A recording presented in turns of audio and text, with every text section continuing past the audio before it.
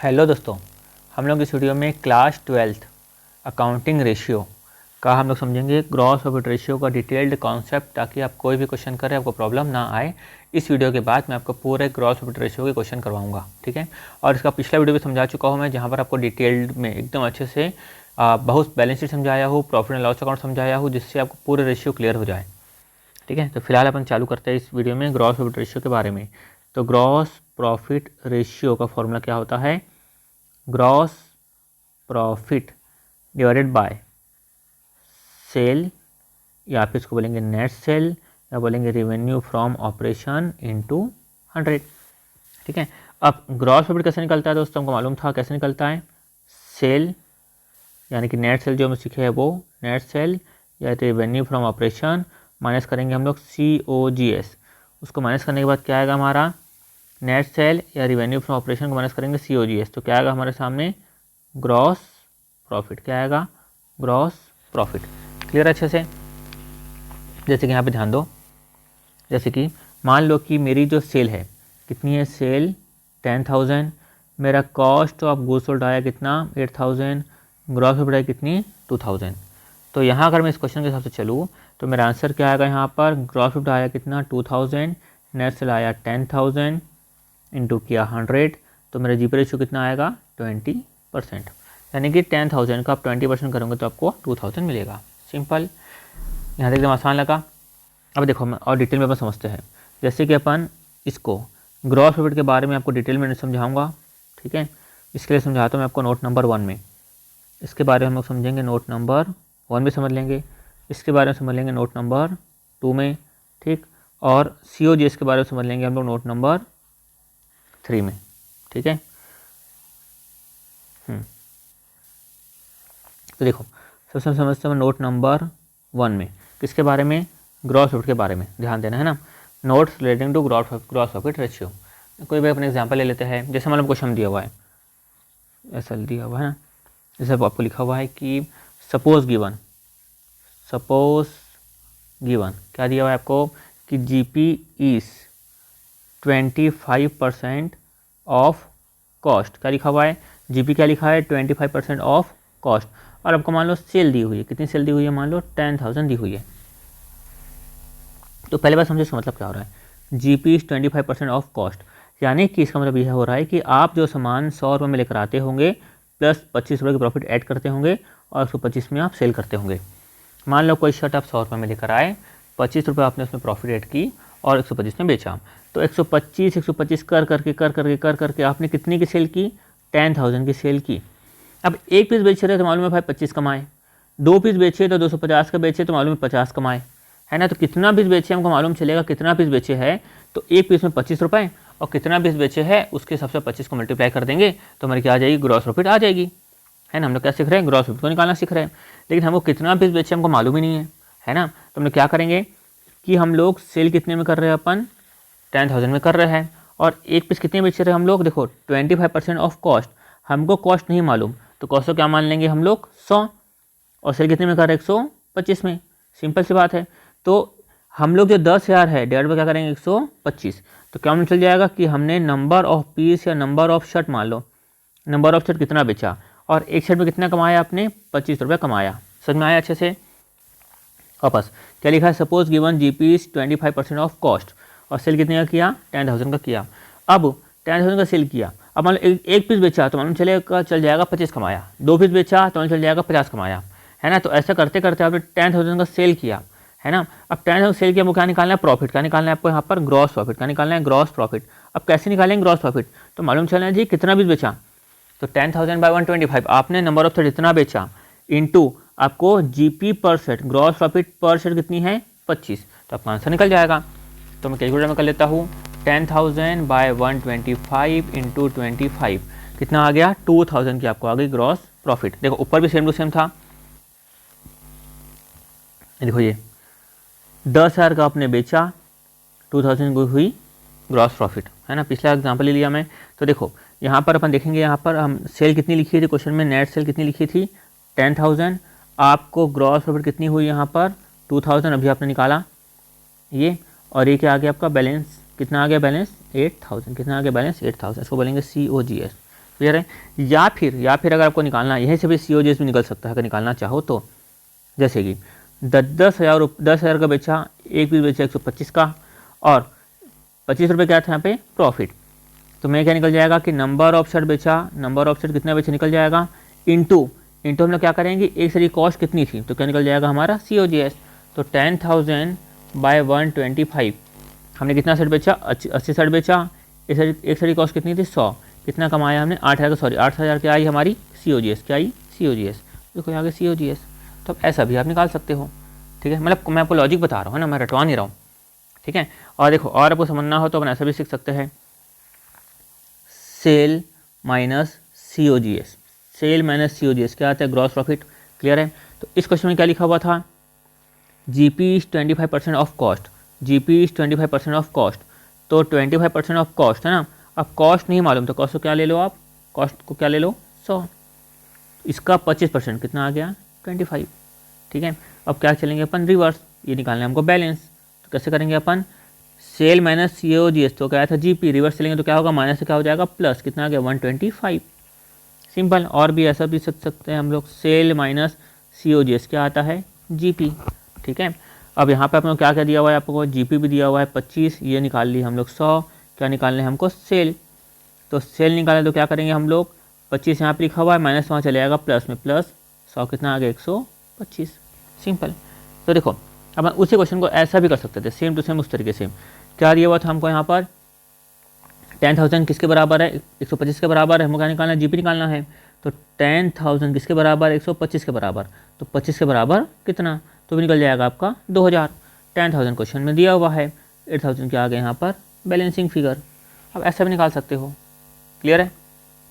चलो थोड़ा सा आगे बढ़ते हैं, आपको समझ में आ ही गया होगा। तो देखो तो इस क्वेश्चन में क्या हुआ था, देखो यहाँ पर ध्यान से देखना ना, क्या लिखा 25% ऑफ कॉस्ट, क्या निकला 25% ऑफ कॉस्ट। लेकिन जब सेल का निकाले अपन, सेल का यानी जब निकाले अपन GP रेशियो, अपन क्या निकाले GP रेशियो है ना। तो GP रेशियो कितने निकलेगा, GP divided by net cell कितना था 10,000 इंटू 100, कितना आया 20%। तो ध्यान देना जब को लिखा रहा है GP इज 25% ऑफ कॉस्ट, इसका मतलब क्या है कि 20% on sale, 20% on sale. Answer एकदम सेम आएगा। देखो 25% ऑफ कॉस्ट कितना था, 8,000 निकाले थे हम लोग कॉस्ट इंटू 25%, कितना आएगा इसका बच्चों 2,000। और सेल कितनी थी दोस्तों यहाँ पर 10,000, तो 10,000 का 20% करेंगे तो कितना आएगा आपका 2,000, सेम आंसर आया। सपोज वैसे लिखा रहा है GP इज 33.33% ऑफ कॉस्ट, तो इसका मतलब क्या होगा मालूम है, 25% ऑफ 25% ऑन सेल। देखो सेम टू सेम यहाँ पर भी कर लेते हैं अपन, मान इसको 100 ले लेते हैं ना, 100 प्लस 100 रुपये का कॉस्ट थी, 33.33% के हिसाब से कितने का सेल किया, 133.33 का सेल किया, मतलब प्रॉफिट कितना कमाया यहाँ पर 33.33 रुपीज़। तो अब क्या लिखा है यहाँ पर 25% ऑन सेल, सेल कितनी की थी 133, तो 133.33 इंटू कितना करेंगे अपन 25%, तो भी हमारा कितना आएगा यहाँ पर 33.33 रुपीज़ करके आप लोग देख लेना, ठीक है। अगर डिवाइड में याद करना है तो कैसे कर सकते हो, 1/4, तो यहाँ पे क्या हो जाएगा, एक मिनट, हाँ ये 1/4 मतलब ये हो जाएगा 1/5, तो 1/4 ऑफ कॉस्ट तो 1/5 ऑफ सेल। वैसे ही 1/3 ऑफ कॉस्ट तो 1/4 बाय ऑन सेल, ऐसा भी आप याद रख सकते हो, ठीक है। आगे बढ़े अपन, ठीक है, इसमें बहुत कुछ पढ़ना है, तो अपन आगे क्वेश्चन करेंगे तो और अच्छे से क्लियर हो जाएगा, है ना, खाली अपन कॉन्सेप्ट सीख रहे हैं। तो नोट नंबर 1 के बारे में अपन सब कुछ सीख चुके हैं, जी ग्रॉस प्रॉफिट के बारे में। अब सीखेंगे नोट नंबर 2 के बारे में, इसको बोलेंगे नेट सेल्स या रिवेन्यू फ्रॉम ऑपरेशन। तो नोट नंबर 2 में आते हैं हम लोग।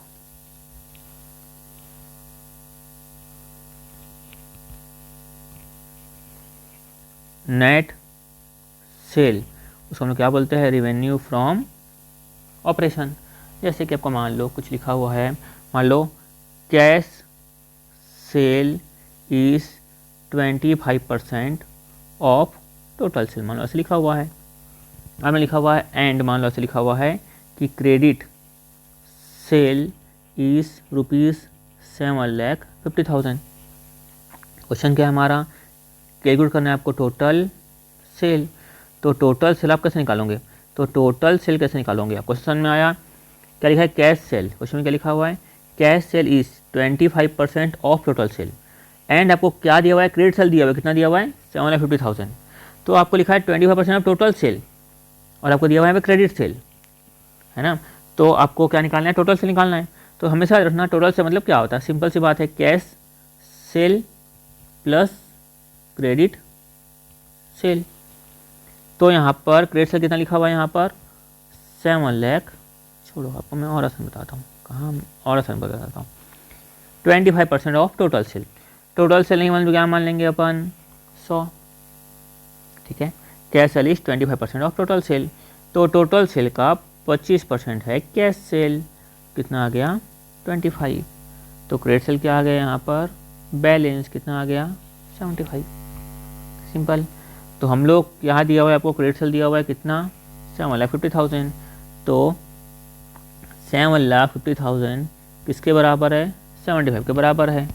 हमको मान टोटल सेल निकालना है तो क्या कर देंगे, इंटू 100, तो क्या निकल जाएगी हमारी टोटल सेल निकल जाएगी, तो 75 और यहाँ पे आ गया 1, यहाँ पे क्या 10,000 इंटू 100 कितना हो जाएगा यहाँ पर 10 लाख, ये प्रूफ भी हो गया। फिर 10 लाख का कर देंगे अपन 25%, क्या निकल जाएगा हमारा कैश सेल।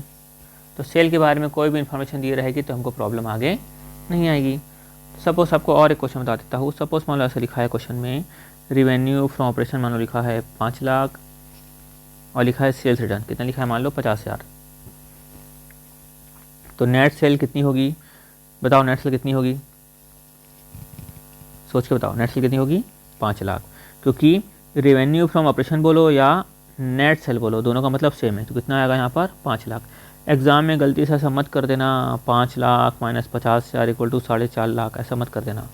तो रेवेन्यू फ्रॉम ऑपरेशन बोलो या नेट सेल बोलो, मतलब क्या है सेम, ठीक है। यहाँ तक क्लियर हो गया, आसान भी था वैसे तो। और कुछ बताता हूँ आपको, और बता देता हूँ आपको यहाँ इसके बारे में, COGS के बारे में, इसको समझना भी बहुत ज़रूरी है ताकि बाद में प्रॉब्लम ना आए। नोट नंबर 3 किसके बारे में है ये, COGS। तो COGS का फॉर्मूला आपको मालूम है, opening stock plus purchase plus direct expense के बारे में पहली क्लास में बताया था, ठीक है। माइनस से करेंगे क्लोजिंग स्टॉक। अब देखो कुछ बातें आपको यहाँ पे समझा देता हूँ जिसमें कि आप प्रॉब्लम आपको ना हो, है ना। तो देखो फंसते अपन कहाँ है, ये तो देखो कोई बड़ी बात नहीं, opening stock plus purchase plus direct expense closing stock, तो 11 से पढ़ रहा है, इसमें प्रॉब्लम नहीं है। और यहाँ पे क्या होता है फॉर्मूला, जैसे क्वेश्चन में ऐसा लिखा है, वर्डिंग ऐसे लिखी रहेगी जैसे कि इंक्रीज इन इन्वेंट्री, कैसे क्या लिखा है मान लो, इंक्रीज इन इन्वेंट्री कितना लिखा है मान लो ₹20,000 लिखा है मान लो, ऐसा ले लेता हूँ पूरा अच्छे से लिखता हूँ, पहला क्वेश्चन है तो लिखा है मान लो इंक्रीज इन इन्वेंट्री 20,000, तो इसका मतलब क्या हो रहा है ध्यान दो, ये बनाया मैं ट्रेडिंग अकाउंट, तो हम ये है ओपनिंग स्टॉक, ये कब का है पिछले साल का, ये कब का है पिछले साल का, लेकिन जो क्लोजिंग स्टॉक आता है वो किस साल का रहता है, इस साल का, किस साल का रहता है इस साल का। तो मान लो यहाँ लिखा है इंक्रीज इन्वेंट्री 20,000, मतलब कि क्लोजिंग स्टॉक क्या है बढ़ गया है, क्लोजिंग स्टॉक बढ़ गया है और ओपनिंग स्टॉक कितना है 0। अगर आपको ऐसे लिखा हो मैं आपको ध्यान से सुनना, अगर मैं आपको समझाऊँ फिलहाल, तो इंक्रीज इन इन्वेंट्री मतलब क्या होता है, closing stock more than opening stock. Clear है, ऐसा क्यों लिखा हुआ है, ये इसलिए लिखा हुआ है कि closing stock more than opening stock. क्यों ऐसे लिखा हुआ है, इंक्रीज इन्वेंट्री हम मतलब इस साल की इन्वेंट्री, मतलब क्या है इस साल की एंट्री, इस साल की एंट्री, इस साल की एंट्री, है ना, इस साल की इन्वेंट्री। क्यों इस साल की, ये तो पिछले साल का है, मतलब कि ओपनिंग स्टॉक में कुछ नहीं है मान लो एग्जांपल के लिए, और डायरेक्ट यहाँ पे क्लोजिंग स्टॉक में कितना है 20,000, इसको क्या बोलेंगे इंक्रीज इन इन्वेंट्री, कितने से 20,000 से, इसका मतलब ये है ना। क्लियर है अच्छे से, जैसे मैं आपको और समझाता हूँ, मान लो ये ट्रेडिंग अकाउंट है, ये लिखा ओपनिंग स्टॉक कितना है 10,000, ये है क्लोजिंग स्टॉक कितना है 30,000, इसको देख के मैं क्या बोल सकता हूँ इंक्रीज इन इन्वेंट्री, कितने की इन्वेंट्री इंक्रीज हुई 20,000 की इन्वेंट्री इंक्रीज हुई, सिंपल। सपोज मान लो ये है ट्रेडिंग अकाउंट, मान लो यहाँ पे लिखा है ओपनिंग स्टॉक कितना लिखा है 30,000, ये लिखा है क्लोजिंग स्टॉक कितना लिखा है 10,000, तो मैं क्या बोलूँगा डिक्रीज इन इन्वेंट्री, क्या बोलूँगा डिक्रीज इन इन्वेंट्री, सिंपल सी बात है। फिर समझ में आया इंक्रीज इन्वेंट्री और डिक्रीज इन्वेंट्री मतलब क्या होता है। ठीक है। तो इंक्रीज इन्वेंट्री मतलब क्या होता है, closing stock more than opening stock. और अगर लिखा रहे यहाँ पर decrease in inventory, decrease in inventory, तो इसका मतलब क्या, मान लो लिखा है 20,000, तो इसका मतलब क्या है, opening stock more than closing stock. तो इंक्रीज इन इन्वेंट्री मतलब क्या होता है, इंक्रीज में क्लोजिंग स्टॉक ज़्यादा है, और डिक्रीज में क्या होता है कि ओपनिंग स्टॉक ज़्यादा है, यानी कि क्लोजिंग स्टॉक कम है। सिंपल सी बात है। तो इस केस में कैसे बनेगा, यहाँ पर मान लो बनाता हूँ ट्रेडिंग अकाउंट, ध्यान से सुनना। इस केस में कैसे बनेगा मैं और भी समझाऊंगा। डिक्रीज इन्वेंट्री मतलब क्या, opening stock more than closing stock. तो क्लोजिंग स्टॉक क्या है, मान लो यहाँ पर 0, तो ओपनिंग स्टॉक कितना होगा यहाँ पर 20,000।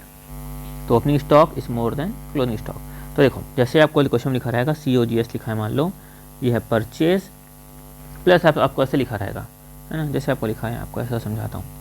मैं लिखा है यहाँ पर परचेज, लिखा है कितना 10,000 लिखा है, मान लो परचेज लिखा है 10,000। फिर मान लो ऐसे लिखा है increase in inventory, increase in inventory कितना लिखा है 20,000। आपको कहा गया कि भैया आपको क्या निकालना है, COGS निकालना है, आपको रिक्वायरमेंट थी क्वेश्चन की कि COGS निकालना है। तो अब यहाँ पे COGS कैसे निकालोगे, है ना। तो फिलहाल अपन COGS का फॉर्मूला खाली देखते हैं फिलहाल, है ना। ओपनिंग स्टॉक था प्लस परचेज था प्लस क्या था यहाँ पर डायरेक्ट एक्सपेंस माइनस है क्लोजिंग स्टॉक, ये फॉर्मूला था। अब यहाँ पर ओपनिंग स्टॉक, ध्यान सुनना, यहाँ का लिखा है इंक्रीज इन्वेंट्री मतलब क्लोजिंग स्टॉक ज़्यादा है, मतलब कितना है क्लोजिंग स्टॉक 20,000, ओपनिंग स्टॉक कितना है 0। परचेज कितना लिखा है यहाँ पर 10,000, डायरेक्ट में कुछ दिया हुआ है क्या, नहीं 0। तो क्या आ गया देखो 10,000 माइनस 20,000। अच्छा यहाँ पर मैं फिगर चेंज कर लेता हूँ, ये कर लेता हूँ 2,000, ये कर लेता हूँ 2,000। तो कितना आ जाएगा 10,000 माइनस 2,000 कितना आ गया यहाँ पर 8,000। समझ में आ गया। देखो और तरीके समझना, अगर रटना है तो अगर इंक्रीज इन इन्वेंट्री रहा, इंक्रीज इन इन्वेंट्री रहा, तो हमने क्या करेंगे मालूम है, purchase minus increase in inventory, purchase minus increase in inventory, ठीक है। यानी वही सेम टू समझ आएगा 10,000 माइनस 2,000 कितना आ गया 8,000। लॉजिक क्लियर है। और अगर लिखा रहा है decrease in inventory, decrease in inventory, decrease in inventory, inventory क्या हो गई कम, तो क्या करेंगे अपन परचेस माइनस क्या करेंगे अपन, sorry plus decrease in inventory, decrease in inventory. Purchase कितना है, मान लो लिखा 2,000, तो क्या करेंगे परचेस कितना है 10,000 प्लस कितना करेंगे अपन 2,000, कितना आ गया यहाँ पर 12,000। क्लियर। अच्छे से रटना हो तो ये ठीक है, या फिर ऐसे समझना तो आपको ऐसा ठीक है, जो भी आप समझो सेम आंसर आएगा। मैं आपको पूरा लॉजिक समझा रहा हूँ, जब क्वेश्चन करेंगे तो अपन को बहुत अच्छे समझ में आ जाएगा। फिलहाल मेरा उद्देश्य है कि आपको लॉजिक समझाऊँ, रटाऊँ बिल्कुल भी ना। और सबस मतलब कैसे लिखा रहा है कि लिखा रहा है क्वेश्चन में लिखा है परचेस कितना लिखा है मान लो 50,000, और मान ऐसा कि लिखा हुआ है excess of closing inventory over opening inventory ₹10,000, कि excess of closing inventory over opening inventory, कि क्लोजिंग इन्वेंट्री जो है ओपनिंग इन्वेंट्री से कितना ज़्यादा है 10,000 ज़्यादा है। तो इसका मतलब तो वही समझ में आ रहा है अपन को, अपने तरीका है परचेस, यानी कि वो जो अपना फॉर्मूला था opening stock plus purchase plus direct expense minus closing stock. तो excess of closing inventory over opening inventory, मतलब क्लोजिंग इन्वेंट्री कितना है यहाँ पर 10,000, ओपनिंग कितना है 0, परचेस कितना है 50,000, डायरेक्ट एक्सपेंस कुछ है ही नहीं, तो कितना आ जाएगा 40,000, हमारा आंसर आ जाएगा। और आपको चाहो तो आप ऐसा भी कर सकते हो, समझो ध्यान से, purchase plus change in inventory, purchase plus change in inventory. तो चेंज इन इन्वेंट्री का फॉर्मूला क्या होता है, चेंज इन इन्वेंट्री का फॉर्मूला क्या होता है, opening stock minus closing stock. तो परचेस कितना था यहाँ पर 50,000, है ना, और ओपनिंग स्टॉक कितना था 0, क्लोजिंग स्टॉक कितना था यहाँ पर, कितना था क्लोजिंग स्टॉक 10,000, ठीक है। तो भी हमारा आंसर सेम टू सेम आया, कितना आएगा 50,000 माइनस 10 कितना आया 40। समझ में आया अच्छे से, क्लियर है। अब देखो और जो कैश सेल वाला जो सेल्स वाला क्वेश्चन भी रहता है उसमें भी कुछ पर ऐसी चीज़ें आती है, जैसे कि मान लो ऐसे लिखा है ratio of cash sale to credit sale, कितना लिखा है मान लो 1:4, और अपन लिखा है क्रेडिट सेल कितना लिखा है मान लो 8 लाख लिखा है, क्या लिखा है 8 लाख। अब क्या निकालना है, कैलकुलेट क्या करना है आपको, टोटल सेल। क्या करना है, टोटल सेल। तो इसमें कोई बड़ी बात तो है नहीं, टोटल सेल निकालना तो हमको आता ही है, कैश प्लस क्रेडिट। आपको कैश का रेशियो कितना दिया हुआ है 1, क्रेडिट कितना दिया हुआ है आपको 4, तो उससे कितना आ गया 5। तो ये 4 किसके बराबर है, 8 लाख के बराबर है। हमें कहाँ पहुँचना है, 5 की तरफ पहुँचना है, तो उससे जिसकी तरफ पहुँचना है उसका करना मल्टीप्लाई, 5 की तरफ पहुँचना है तो 5 को मल्टीप्लाई। ठीक है, तो कितना आ जाएगा यहाँ पर, ये आ गया अपना 10 लाख। वैसे मतलब इसकी तरफ पहुँचना रहता है कैश की तरफ, तो क्या करते हैं 8 लाख बाय 4, जिसकी तरफ पहुँचना है उसको मल्टीप्लाई, कितना आता है यहाँ पर 2 लाख। सिंपल। तो आई होप आपको जितना कॉन्सेप्ट समझाया वो आपको अच्छे समझ में आया होगा, ताकि हम क्वेश्चन करें तो आपको कहीं पर भी किसी भी तरह से प्रॉब्लम ना आए।